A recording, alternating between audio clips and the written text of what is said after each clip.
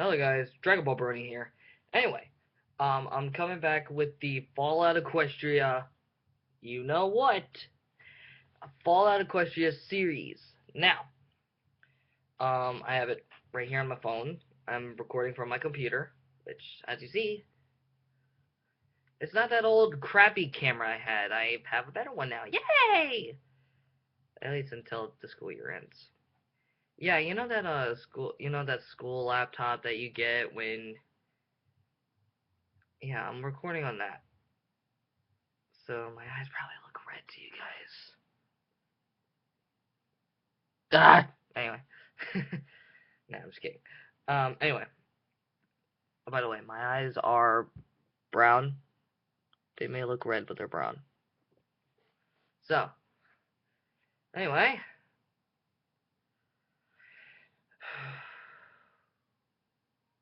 To the video! Alright. 3, 2, 1. Gray. The walls for the maintenance stalls were all a very monotonous, dull gray. The particular wall I was staring at had the merit of being a very clean gray. Pitbucks were notoriously hardy and reliable, so being a stable's pitbuck technician meant there were usually long periods of nothing to do. Being the pitbuck technician's apprentice meant that I was assigned all the mundane daily chores while my trainer took extended naps in the back room. Chores like cleaning the walls. This wall needs a mural. I let myself fantasize, picturing the overmare agreeing and ordering Pallet herself to turn our entire stall into one of her brightly painted masterpieces. Pallet was the greatest painter in Stable 2, and like every skilled artist, that made her a stable treasure. Life in Stable 2 inevitably began to eat your spirit. You were born in the stable, you lived your whole life in the stable, you were going to die there, and the course of your life was largely laid out for you to see by your cutie mark party. So the Overmare insisted that a new song be added to the stable's broadcast repertoire each week. That meant public areas that were brightly painted and adored with uplifting and motivational murals. That regular parties were planned in the atrium, all in an effort to distract and stave off depression. Reality came crashing back as I stared at the eternally blank gray. Beautifying maintenance areas was tragically low in priority already, and the pitbuck technician stall was one of the least trafficked parts of maintenance. I felt my ears droop as I started to realize I'd be staring at the same gray wall nearly every day for the rest of my life. Oh dear, is it really that bad? And there she was, Velvet Remedy, the gorgeous charcoal-coated unicorn with streaks of color in her white mane, and with a voice as smooth as silk and rich as the finest chocolate. Sorry, guys. Anyway, if you guys don't know, Velvet Remedy is a descendant of Sweetie Belle. I don't know what happened to Scootaloo and Apple Bloom, okay? So don't ask me. I just know from that point. Oh, and by the way, Little Pizza Girl. Little Pizza Girl, so. Yeah! Please don't think I'm that stupid. I'm not really that stupid. Standing in the doorway of my stall. I felt immediately grateful that I'd finished the cleaning and simultaneously ashamed that the room was so beneath her. I couldn't believe she was standing there. I'd seen her on the stage above us at late parties. I'd listened to her songs incessantly, recording every new one of my pitbucks so I didn't have to wait to hear it again. I'll admit it now. I'd had a crush on Velvet Remedy for years. Me and at least 300 other ponies. My mother used to laugh at that. Little Pip, she would say, chortling with her friends. Velvet Remedy's barn door doesn't swing that way. It took me a couple of years to understand what my mother had meant by that. It took me several seconds to process Velvet Remedy had actually asked me something. Whoa, what? Wonderful response, Little Pip. So elegant. I wanted to dig my way through the concrete floor and pull the chunks over top of me. She smiled sweetly. She smiled at me, in that amazing voice. You looked so heartbroken when I came in. Is there anything I can do? Velvet Remedy offered to help me. I was shocked back to my senses. Velvet Remedy must have some reason for being down here. Some pitbuck reason. It wasn't like she would just go wandering around maintenance after all. Looking around, I realized that I was the only pony on duty. My teacher was, as usual, asleep in his office. Oh, no, it was nothing. I tried to regain composure. How may I be of assistance? Velvet Remedy's expression was both compassionate and unconvinced, but she lifted a forehoof, raising her pitbuck to my gaze. a more elegant model than mine, with her initials in cutie mark, a beautiful bird with wings outstretched and beak open in song, embellishing it tastefully. I hate to be a bother, but it's begun to chafe. Could you replace the padding? Oh, absolutely. I was already levitating the special keys used to unlock a Pip-Boy from a pony's foreleg. Pip-Boy. As an apprentice Pip Pip-Buck technician, I had boy. all the manner of special precision tools in my pockets of my utility barding. That's a Pip-Buck. I'll have it done right boy. quick. The Pip-Buck came off with a click. There you go. Velvet Remedy chuckled hesitantly, lowering her hoof. Oh no, that's all right. Take your time. I'm going to put some salve on this leg back in my room and rest it up for the afternoon. I like how they renamed the Pip-Boy and they made it a Pip-Buck. That's so awesome. It's called a Pip-Buck. You know, buck as in like those, shit, I don't know, what are they called again? By the way, as I said in my last video, no clopper in Rule 34 shit, please. That's just nasty. That's right. Velvet Remedy was performing at the Stable 2 Saloon tomorrow night. I would have to polish it up and make it worthy of being worn above her hoof. If I spent all night on it, I could give it a full tune-up, have it running as smoothly as the day she got it, and still have it back to her before or so. All right, I'll have it back to you by this time tomorrow. You won't be disappointed. I promise. She smiled at me again, and all the gray in the world couldn't darken my day. Thank you. And then she turned to go. I watched as her cutie mark disappeared around the doorway. Then she was gone. The next day I was whistling one of Velvet Remedy's songs as I walked down the halls toward her room. Turning the corner, I was startled out of my reverie by a mass of ponies gathered outside Velvet Remedy's room. Damn! I was going to have to battle my way through the hoofprint seekers and paparazzi. Levitating the Pip-Buck higher, I started to shove my way into the crowd. She's gone! How could she leave? The hushed ponies and panicked whinnies around me grew alarming. Panic. Why would she abandon us? Gone? Sorry. Velvet Remedy was gone? Oh no! And then the words that stopped me cold. I don't think the stable door ever could open. She was gone outside? Have you played? Don't worry, every pony, Fallout, boomed the voice of the sir. overmare from somewhere in the crowd. I have the tag of each and every pony in the stable. I will personally send out a rescue party. Played Fallout? We'll have our Velvet back by the end of the day. Worry not. Little Pip, have you played I felt I was drowning in cold, wet cement. My gaze slowly moved up towards the Pip-Buck floating above me. I lowered my head, slowly trying to back out of the crowd, curling the floating Pip-Buck close. When the overmare brought up Velvet Remedy's tag, it would lead every pony not to Velvet, but to a Pip-Buck sitting in the maintenance. With a thump, I backed into some pony, startling me enough that the levitation field evaporated, and poof! The clean and shiny Pip-Buck clattered to the floor. Turning, I found myself eye to eye with the overmare. She didn't speak, her gaze turning to the Pip-Buck on the ground. Velvet Remedy's initials and cutie mark clearly visible. Help. What is this? The overmare spoke slowly and dangerously. All eyes turned to me. I could feel every pair of eyes. Nobody spoke. The silence bore down like a lead blanket. My mouth went dry. I couldn't find my voice. I didn't need to. I could feel the wave of loathing. Dozens of Velvet Remedy's fan ponies, and I was the pony holding the reason why their idol was lost to them. The overmare's voice was low and surprisingly gentle. Take it to your room, swiftly. She didn't need to tell me twice. I lay on my bed that evening, poking at Velvet Remedy's Pip-Buck as the radio in my own played yet another reiteration of the tragedy of the day. I couldn't believe it. Velvet Remedy was gone. I couldn't understand. How could she leave? Why would she go? The door out of Stable 2 was closed and sealed, but a ghost story some pony told me at my first and only slumber party had given me horrible nightmares and still lurked in the shadows of my head. A tale of a pony who somehow got the stable door open and stepped outside, only to find that there was no outside, just a great nothingness that whisked the pony away, devouring her soul that she was nothingness too. Empirically, I knew that wasn't the case, but the mental image still haunted me. The two things I did understand was that Velvet Remedy had gotten me to remove her Pip-Buck so the overmare couldn't track her with it, and that I was screwed. Being the smallest pony my age, and the last to get my cutie mark, I did not facilitate building friendships with my peer ponies. Mother honestly didn't help either, nor did waking up screaming at my first slumber party. So I was used to being alone. but I'd never had enemies before. I'd been beneath the notice of other ponies, but I'd never had one hate me. I really couldn't blame them either, even though it totally wasn't fair. They were upset and hurt and needed a scapegoat. The news hadn't mentioned me by name yet, just Velvet Remedy's custom-decorated pit buck was found in the possession of a pit buck technician pony. But with a whole 2 of us, it wasn't hard for every pony to figure out, even with the scene outside her room earlier. The Overmare was speaking on the radio. We are all feeling this loss, but I want to remind every pony that Velvet Remedy chose to do this. She chose to leave her home, to abandon us, her family. She betrayed my trust and she betrayed yours, just as she betrayed the trust of the pony who she tricked into removing her pit buck, ensuring we could not find her. I know many of you are angry or hurt.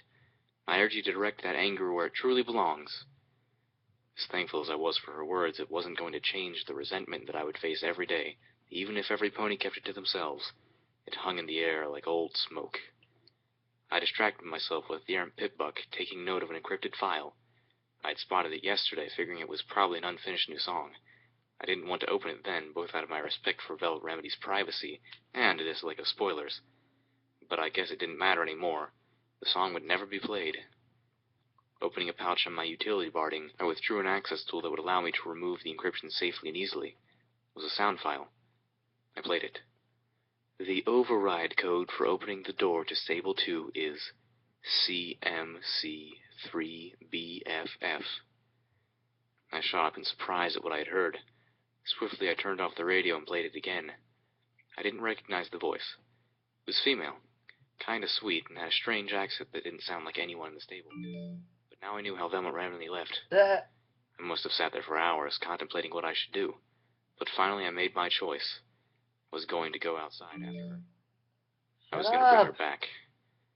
I stood there, staring at the huge steel door that sealed Stable 2 away from the horrors, or nothingness, outside. God dang it, Playtag. And the 2 guard ponies who blocked the way.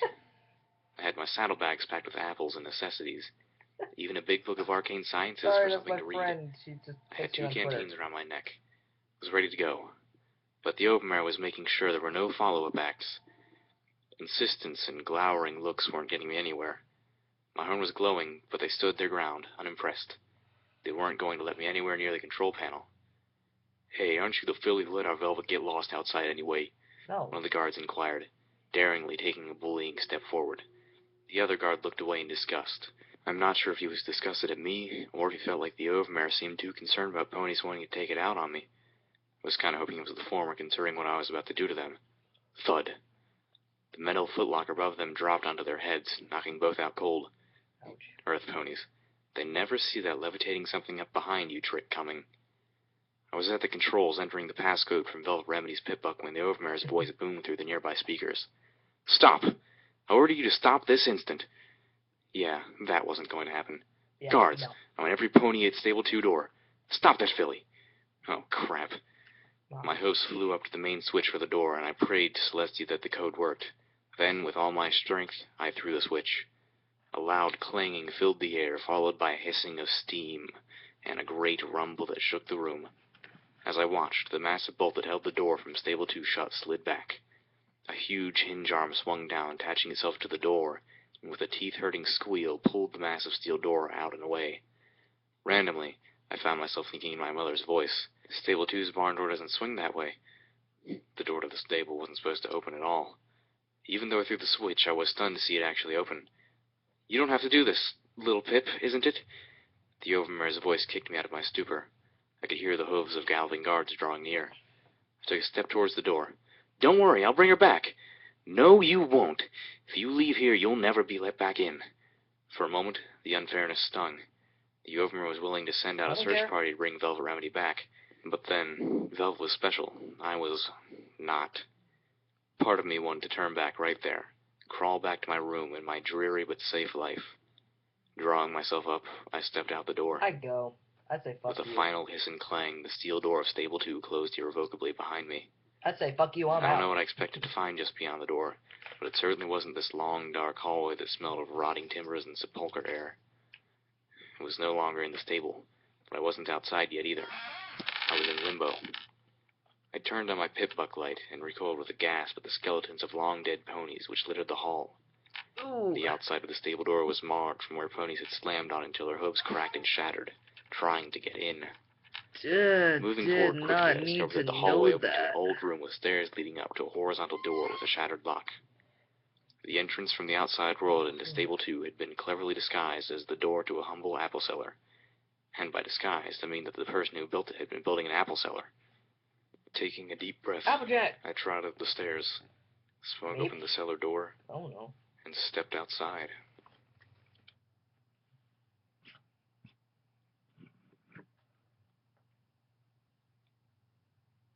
Anyway, yeah, guys, that's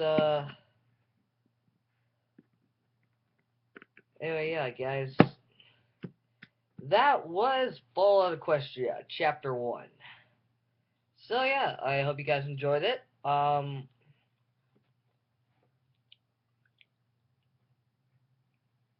Don't worry, we're not done here. Remember, at the beginning, I said 2 videos. Remember, in the beginning, I said 2 videos. Fallout Equestria, Chapter 2.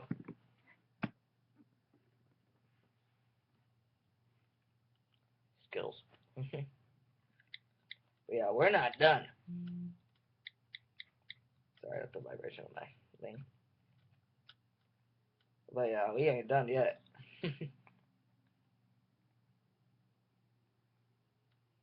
Alright.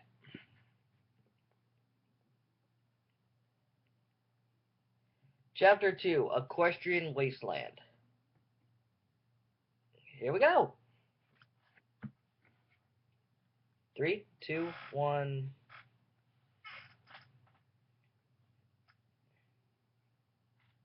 3, 2, 1. Work, damn it! Oh, it's loading. Stupid. Nothingness. My Sorry. first several seconds outside were a heart-bursting eternity of hoof-pounding terror. The story had been right. All that was outside was a great black nothingness. It surrounded me, suffocating. If I had been able to draw breath, I would have screamed. And then my eyes started to adjust to the darkness. I began to calm, gasping, feeling weak, and now just a little foolish. In my defense, I'd never experienced night before. Not really. Sure, I'd always turned off the lights before curling into bed.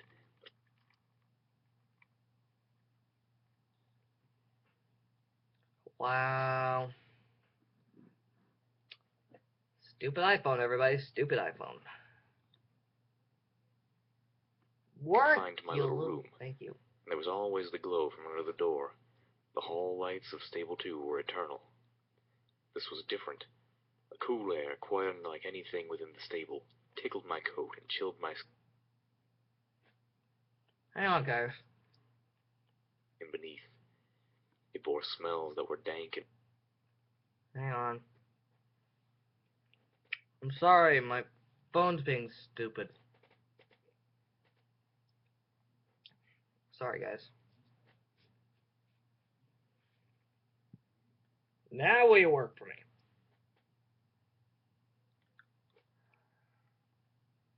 rotting, dusty, There we and go. alien. I could hear by the sounds of the night insects, creaking of wood and far-off sloshing, but I was struck more by what I couldn't hear. The constant low hum of the stable's generators and the ever-present high whine of the lights were gone, so powerful in their absence that I first mistook the outside as silent. I could feel the dirt and broken stone beneath my hooves, so unlike the smooth and sterile floors I had trod all my life. And though I could not see much or far, I could see further than I had ever seen before. There were no walls to mark the end of the room. I was staring into a horizontal abyss that stretched out in every direction in front of me. An entirely new panic began to form within me.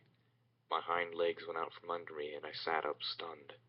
I turned my gaze to the ground, breathing deeply, thanking it not only for holding me up, but being a visual endpoint. Then I made the mistake of looking up into the sky. The absolute endless upness of it sent my head spinning, and my stomach lurching. Great masses of clouds rolled over most of the sky, but there were gaps through which soft light poured, and through those I could see that up went on forever. Insanely, I thought of the clouds as a great net, made to catch me if I fell from the earth into the yawning gulf above. But if I slipped through the holes, Oh I wow, would just fall up forever. 28:31 on this one. I clenched my eyes shut and tried to keep from vomiting. It's a long The video. fear and queasiness was intense, but passing. My faculties returned. I began to notice those things that escaped me in my initial panic. The surrounding terrain was becoming evident. The world around me did not stretch out evenly. The ground heaved and rolled, hills creeping towards mountains. The earth was punctured by the upthrusting black fingers of long dead trees. Along distant hilltops, I could see the swaying, leaf-shrouded branches of healthier woods, but the living near Stable 2 were few and scattered and sickly. Second, I noticed that my pip-buck was flashing with a host of alerts. The map marker was already beginning to do its work on my new and unfamiliar surroundings, and to my surprise, had already pulled a label from the other. Sweet Apple Acres. Turning around to get my bearings, my eyes were drawn to the large hollowed husk of what I had assumed had once been a magnificent house. Now it creaked and swayed in the breeze as if threatening to collapse. Just to let you guys know, Applejack's dead. Domain 6 doesn't exist anymore. Alright, technically that's all I have to say is because after the zebras dropped the nuclear bomb, they technically kind of fucked themselves up because they shot us and then they shot, I don't know what happened. I don't know what happened.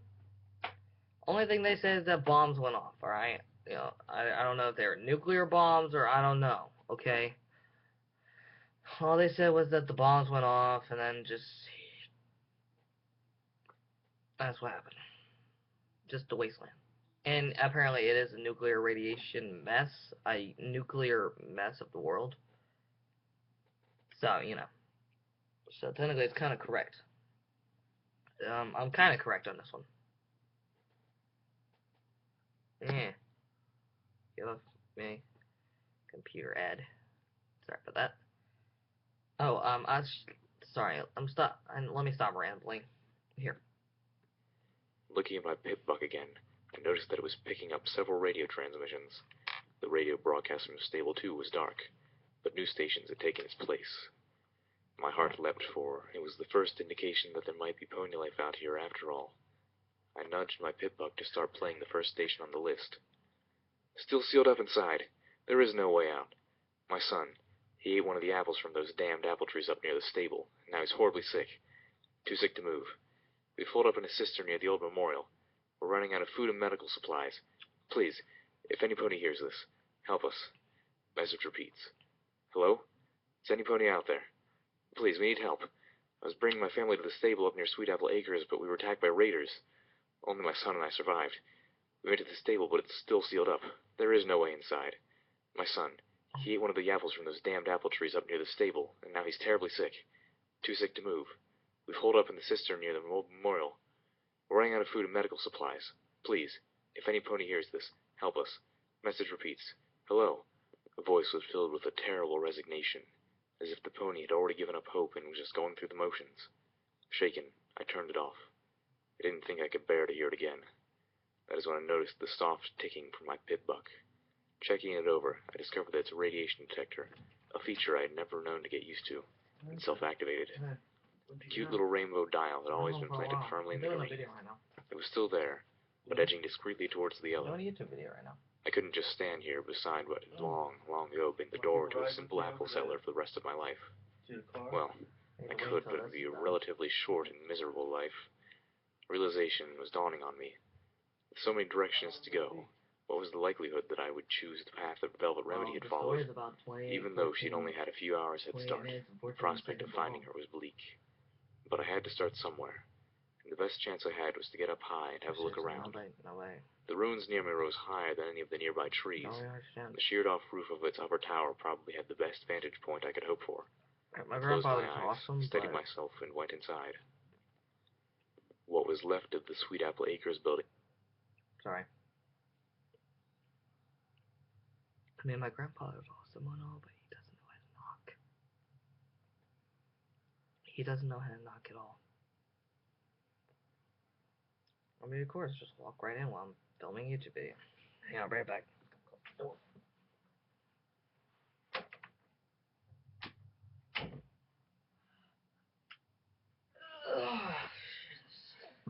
Isn't it? Owie. Alright. I am hoping this video doesn't go on for too long. It proved sturdier than it looked or sounded. It was also almost barren. Anything of value that had survived had been looted, leaving only scraps that nobody wanted but the time itself seemed unable to erase. Rusted shoes, boxes of soaps for cleaning dresses that no longer existed, a pitchfork with a shattered handle, a rake. I began up the stairs. My eyes were alerted to a feeble glow, the soft green color of a poisoned apple bathing the room above. The glow came from the screen of an old terminal, a device of arcane science identical to the ones used throughout Stable 2. It seemed miraculous that this one still worked after centuries on the outside. When Stabilitech built something, they built it to last. Curiosity lured me in, and my wonder was quickly replaced with understanding. It was no coincidence that this particular terminal was live, for it was on a fresh message. To any pony that had left Stable 2 in search of me, please go home. I am doing what I have to do. The Overmare understands, even if she can never agree, and I hope one day you will too. I will not be back. Do not look for me. Do not endanger yourself further for my sake. Please forgive me, Velvet Remedy. I searched the terminal for more, but all other messages were ancient and corrupted, save for one. And that one had a rather unique encryption, something I had heard of before, but never seen. A binary encryption, such that in order to decrypt it, I would first have to download the message into my pip-buck from both the terminal which had been used to send it, and the one upon which it was received. Having nothing better to do with the vast amounts of storage my pip-buck was capable of, I downloaded it. In reality, I knew that the chances that I would ever come across the companion terminal, much less that it would be functional, were overwhelmingly against me, nor did I have any reason to believe a message centuries old would be of any significance. More importantly, I now had to face that outside was my home. Even if I found Velvet Remedy, it was unlikely that she would accompany me back. I'll admit, I had been subtly entertaining a fantasy where the Overmare would be so delighted with Velvet's return that she would embrace us both back into the herd, maybe even throw me a party. Now, I was forced to admit how foolish that vision was. Thinking upon this made my head fill with black clouds. But as I reached the top of the ruins and looked out over the wasteland, a bright light, feeble as it was, flickered in the darkness, just as the light from the campfire not half an hour's trot distant poked an orange hole in the night. As I approached the circle of firelight, I knew something was off. Something about the way the dusty beige unicorn was laying on the mat of straw, legs curled up under him. Some tenseness in his body language. But it wasn't until I stepped into the light and got a good look, a warm hello dying on my lips, when I saw he was gagged, and caught the glint of the flames against a few exposed links in the chain binding his hooves. Well, looky here. Walked up all nice and pleasant, didn't she? A large earth pony emerged from the shadows of a nearby rock. His hooves clacked metallically against the rocky ground, shod in cruelly spiked pony shoes. Two more ponies slid out of hiding on opposite sides. One another earth pony holding a shovel whose blade had been lethally sharpened. The other unicorn, whose glowing horn levitated towards me, a short instrument of wood and metal with two barrels. Each pony wore barding made of thick hide. Much like night, I had never seen a firearm before, save for the pictures in my books. But those books were more than explicit enough for me to recognize the mortal threat. The bound unicorn on the mat shook his head with a sad yet derisive look, and began trying to scrape the gag away with his forehoof, no longer making effort to keep the chains secret. The three ponies menacing me spared him only the occasional glance. Might as well trust herself up for us, the gun-wielding unicorn snickered. Then, addressing me, you wouldn't mind, would you? Laughter. And another unicorn, too. She'll fetch a pretty price, this one. Fetch a price for what? And from whom? The one holding the shovel spear in his mouth mumbled something incomprehensible. Then, apparently deciding the gun was sufficient to turn, spat out his weapon and reiterated. Look at her. I think she's taken a bath. I was suddenly bizarrely aware of how filthy all four of the ponies were, and how foul they smelled. I managed to cover a gag with a sneeze. What's going on? I asked. With the emotions battling for supremacy in my head, confusion had clawed its way to victory. The captive unicorn finally succeeded in pulling the filthy gag free. They're slavers, you idiot! Monterey Jack. That's exactly what I would say! With the dour expression and a key mark that looked like cheese. That's exactly what I would say. Behind me as we trudged alongside our captors, walking a broken path that once was a road. My legs were in chains, making walking difficult, and anything more speedy than a trot impossible. My pip bucket stymied the slavers' efforts to bind my forelegs, eventually forcing them to chain me above the knees. Had the one with the shovel spear not been holding its point dangerously against my throat, the other two would have gotten a few hoofs to tender places for their efforts. As it was, they made short work of me. I was not gagged, but Monterey had convinced me early that unnecessary chatter from the slaves-to-be would likely result in the loss of my tongue. Not that I had much to say to these brutes anyway, aside from my repertoire of colorful metaphors. I didn't expect they would answer my questions, even if my tongue should survive the asking, and they were being chatty enough with each other to suffice. "Hey, Vifor," grumbled the earth pony through the spear clenched in his teeth. "Well, then, would you just learn to swim? We could take the long way, couldn't we?" suggested the unicorn with poisoned sweetness. "Hey, Fluffy." By his smell, decidedly more pungent than the others, I guess he hated water in general. "How about you stop complaining and I'll let you sample one of the slaves before we get to the forest?"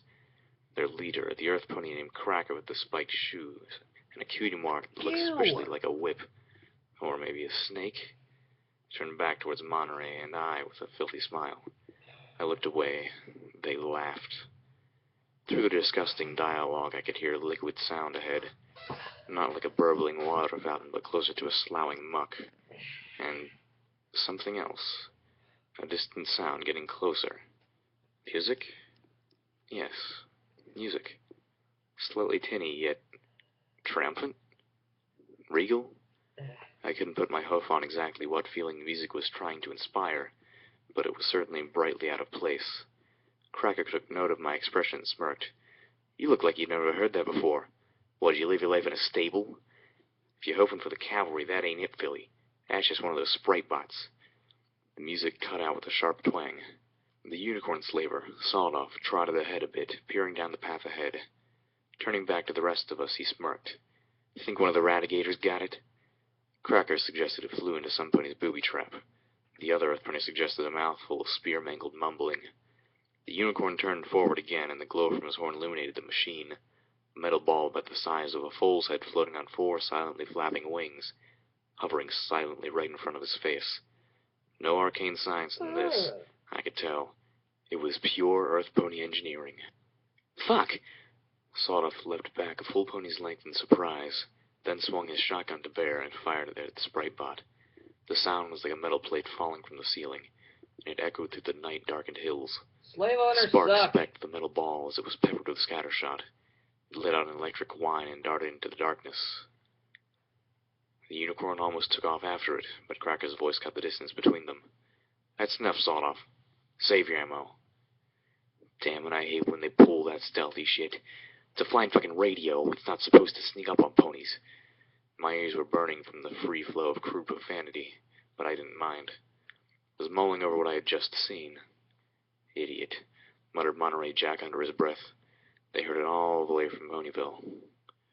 Unlike my fellow slave, I was pleased to have witnessed the unicorn firing his weapon, because now I knew how it worked. "What kind of a damn fool," Monterey grumbled, "announces his presence this close to raider territory?" A river slithered across our path, its waters slipping and oozing along its banks, half stagnant.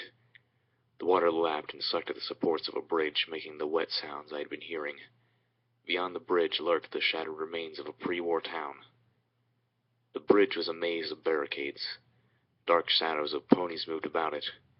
Briefly, I may have made the mistake of hoping for rescue, but my eyes were drawn to the spiked poles that lined the bridge and the still rotting heads of decapitated ponies that adorned two of them. I tasted bile. The sight was horrific. "Okay, just stay here," Cracker said, finally putting a name to the spear-wielding slaver pony. "Sawed-Off, let's go hear what the toll is this time." Monterey Jack lowered his head and looked balefully towards the bridge. I moved closer to him, following his example, and hoping that I positioned myself so Cager couldn't see the faint glow from my horn as I slipped my screwdriver and bobby pin from my stable utility barding. Like all the slaver's equipment, the manacles on my legs were crude and of low quality. As Cracker and the Sawed-Off argued with the bridge ponies, I focused on picking the first lock. I was rewarded with a soft click as it sprung open, releasing my pip-buck foreleg. The manacle fell to the ground with a light thump. "Huh?" Cage's ears had shot up, and now he moved around to see me. Swiftly I cut the magic, dropping the screwdriver and bobby pin to the dirt, and hoped that in the darkness the slaver couldn't see the change in my chains. Woof, woof, woof, woof. Cagey growled dangerously. The nasty sharp edge of the shovel hovered inches from my eyes. Blam! Cagey turned abruptly, the spear shovel slashing close enough to my face that I shrieked. The gunshot was from the bridge. It didn't sound like sawed-off shotgun, but the second shot did. I took Cagey a breath to recognize that crossing the bridge had become a bloody affair. Glowering back at us, his posture threatening, he started to say something. I suspected he was warning us to stay put, but I don't know. His head exploded, showering me with gore. I sat there, eyes wide, shaking in shock. Blood, warm and sticky, ran down my forehead and into my left eye, oozed into my coat and mane. In the growing list of things I had not seen before this night, the death of another pony ranked at the top. I blinked, feeling the blood on my eyelid. Cagey was dead, and I had Cagey all over me. The urge to throw myself into the river was overwhelming, but I wouldn't get to it like this. Pushed for something more than determination now, my horn once again glowed, and I began to unlock the rest of my manacles. I spread a glance towards the bridge, seeing Sawed-Off hunkering down beside one of the barricades as he magically pulled his shotgun open, stuffing in more ammo. 2 shots, I realized. One at the Sprite bot and one just now. 2 shots and then reload. Closing the weapon, he levitated above the barricade and shot blindly to the violent milieu, spraying an already wounded raider pony with a scattershot. The pony staggered and fell. Unfortunately for Sawed-Off, the raider behind him had a different kind of shotgun. One that was faster and not limited to 2 shots. It fired slugs which tore great holes in the unicorn slaver's body the moment he looked up to see the results of his effort. I turned away, cringing from the nightmare playing out before me. I focused on the locks. I had freed myself and was beginning to free Monterey when 2 raider ponies trotted off the bridge towards us, stepping over the battle-mutilated corpses of Cracker, Sawed-Off, and the raiders they had taken down with them. One of those approaching was the unicorn raider wielding a devastating combat shotgun. The other an earth pony with a sledgehammer in his teeth. The unicorn was laughing. Not the mean laugh of Cracker, but a crazed laugh that sent chills down the back of my neck. Looks like we got ourselves some prizes. The earth pony chortled behind the sledgehammer as the unicorn looked us over appraisingly. The 2 of them were somehow even filthier than the slavers. The unicorn bore jagged scars across her face and flank, one of them tearing through her cutie mark, several freshly bleeding. The earth pony was hairless and painfully burned over much of her left side. Both wore barding that looked ragged and cobbled together. Help us? I suggested weakly. Oh, I'll help myself to you, all right. The unicorn reared up and gave me a kick, her hoof striking hard into my side. Pain exploded and I dropped, gasping. Rearing up again, she brought her full weight down on me. I howled. Near me, Monterey let out a wet grunt of pain as the earth pony gave him a taste of her sledgehammer. Leaving me crying in a huddle, the unicorn also turned her attention to still-chained Monterey. In moments, it became clear they intended to beat and bludgeon him until he was another lifeless corpse, and probably not stop then. Hold his leg out. I want to shoot his hooves off. The unicorn raider floated the combat shotgun, a foot from Monterey's splayed left hind leg, the only one I had freed from its manacle. Ignoring the pain, I leapt up, closing the distance and spinning as I gave a fierce back kick. My hooves connected with the shotgun, sending it flying. It clattered onto the bridge beyond. A moment later, I was levitating the shovel spear at the 2 raider ponies who stood facing me with gleeful expressions. 2 against 1, and both of them were experienced fighters. The one with the sledgehammer stepped closer, as if eager to see if hammer beats knife. Monterey was on her in an instant, throwing his forelegs over her head, pulling the chain between them across her neck. The sledgehammer fell from her mouth as the raider pony choked. The unicorn turned, surprised by the sudden change in odds. I could have attacked her then, but threatening a pony is much different than actually attacking one. I wasn't sure I had it in me to slash at another pony, to draw blood, to maim, or possibly kill. The unicorn kicked up the fallen sledgehammer and turned to face me with it, murder in her eyes. Then suddenly, I found it easy to thrust the shovel spear forward. I was no longer struggling with following through on a threat. This was survival. Self-preservation is instinctual. It clears away moral hesitations. And while I did not have the fighting skills of my opponent, I did have an advantage of my own. Sats. Unless you have friends. Aided by the targeting spell with my pip-buck, I sent the spear slashing across her knees, hobbling her. A second slash, this time across her face, relieved her of her weapon. The third would be a killing blow. Except, I wasn't ready to do that. Not yet. Instead, I swung the spear around, cracking her across the head with its handle hard enough to splinter the wood. The unicorn raider fell at my feet, unconscious. I looked up. Monterey was standing, chest heaving over the body of the earth pony raider, the life choked out of her.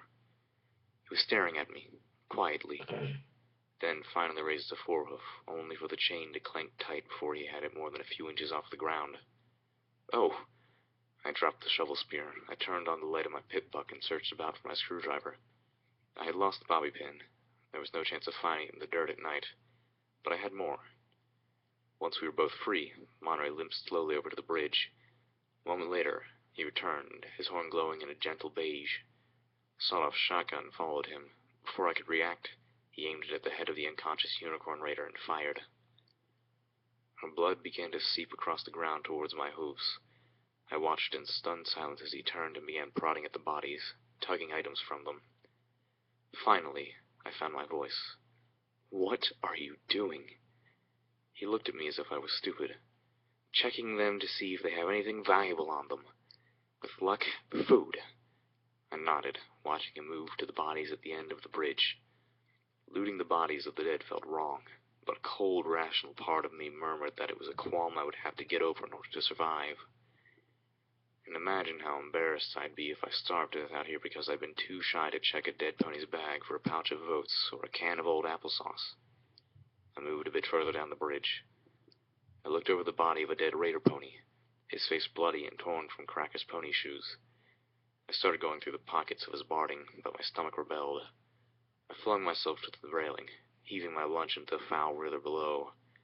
A large break in the clouds brought a soft and silvery light to everything.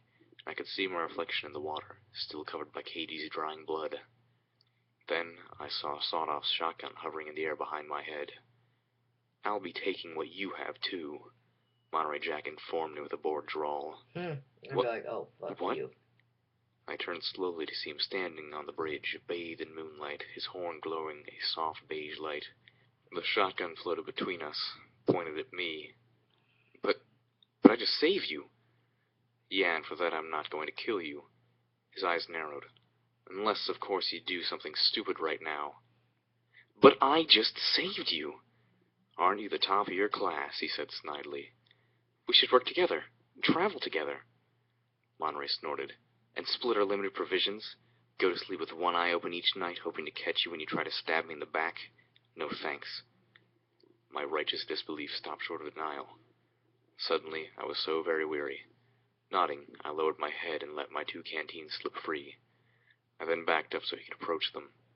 I turned my head to start unclasping my saddlebags. I saw on the bridge just beyond my tail. Turning back to Monterey, my own horn was glowing, and the combat shotgun whipped into the air. For a long moment, we stood there, 2 unicorn ponies on a bridge, surrounded by bodies, shotguns floating between us, aimed at each other. Moonlight shone down on us from the break in the clouds. Monterey Jack broke the silence. "You're not going to use that. I saw you spare that raider. If you couldn't kill a pony like that, you don't have any need to kill me now." I narrowed my eyes. "I'm a quick study." He huffed, but didn't move. "Do you even know how to use that thing?" I forced a smile across my face. "Do you know that you only have 1 shot left? And judging by the sprite bot, that gun is in such poor repair I'll survive being shot with it. Will you survive being shot with this as many times as I can move the trigger while you try to reload?" Monterey Jack took a step back, and with that falter, my smile was no longer forced. "And I'll be taking my canteens back." Ponyville. I wondered just how my pip-buck knew the name of places before I did. It even named the wreckage of a building that I had just slipped into. Ponyville was raider territory. I just hoped this place, this carousel boutique, was not crawling with them. And there's Brady's place. Monterey Jack and I had barely parted ways when the railing of the bridge exploded next to me. A sniper. The same pony I presumed who had turned Katie's head to applesauce. I fled into the town, keeping to what cover there was. A few of the buildings were intact enough to hide in, This was the closest. Fortunately, I was alone. I waited nearly an hour, curled up in a shadow near the door, for the sniper pony seemed uninspired to follow me. No, she or he could just wait until I came out. Fatigue washed over me. I had stayed up all the night before, and this night's events were a strain in both body and spirit. My muscles were weak and achy. My body hurt from the kicks I had taken. I felt emotionally played out. I needed sleep. Sleeping here was probably a horrible idea. If I woke up at all, it could be in the hooves of slavers, raiders, or possibly worse. But going back outside, finding some place better, just was not on the table. I was in no shape to test my wits against the sniper pony again. Carousel Boutique was quite similar in condition to the building up at Sweet Apple Acres, only the looting was more destructive.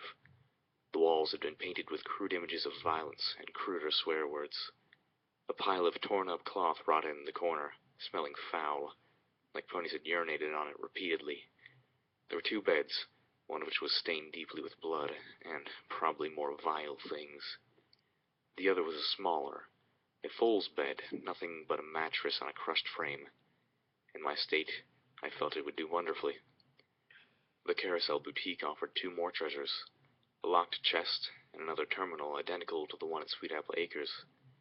This one, too, was still functional, again to my surprise. It was locked. Slipping out my axe as a tool, I went to work. These terminals were crafted by some of the same ponies who later made the pip bucks, and the encryptions and locks were similar enough that my tools allowed me to get partway through the security. What remained was a puzzle, finding the password within the strands of code that my access tool laid bare. In my fried mental state, it was probably a small miracle that I was able to parse the code and find the password. Nor, possibly not, the password was Apple. I laughed aloud, catching myself when I heard the volume of my own voice in the stillness of the decrepit bouquet, as I realized that, beyond all realistic chance, this was the computer that the message had been sent to. With an unwarranted feeling of accomplishment, I downloaded it, and let my pip buck do the rest. Age had damaged the recording, but there was enough audible for me to recognize that same female voice, kinda sweet and with an odd accent that had many hours before revealed to me the code that led me out of my old life into this new, horrible one. Special instructions for stable 2. That's my family down there. Until the poison is gone from up here, that door doesn't open for any pony. The voice faded in and out of static. Know you hate this, Sweetie Belle, but you're an overmare now. The overmare of the most important stable in all of Equestria. I need you to do this for me, to keep them safe. Best friends forever, remember? The sound vial died down with a whimper. I had been right. That was Apple Bloom. There was really no value in a 2-century-old message. I left the chest for morning, curled up, and went to sleep.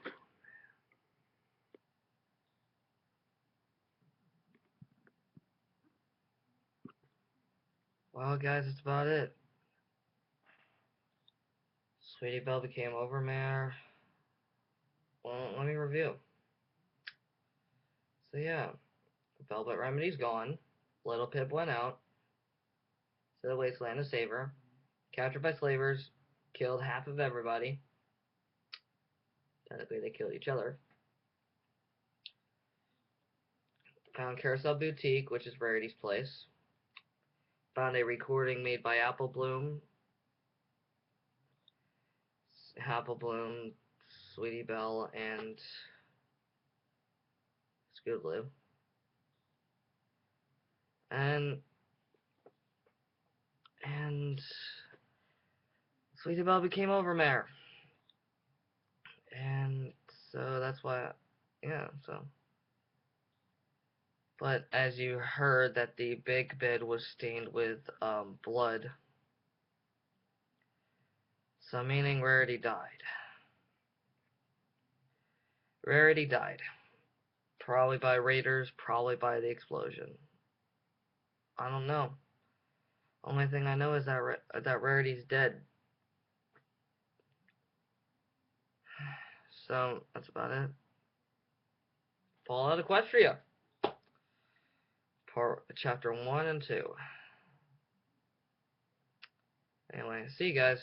Dragon Ball Brony signing out.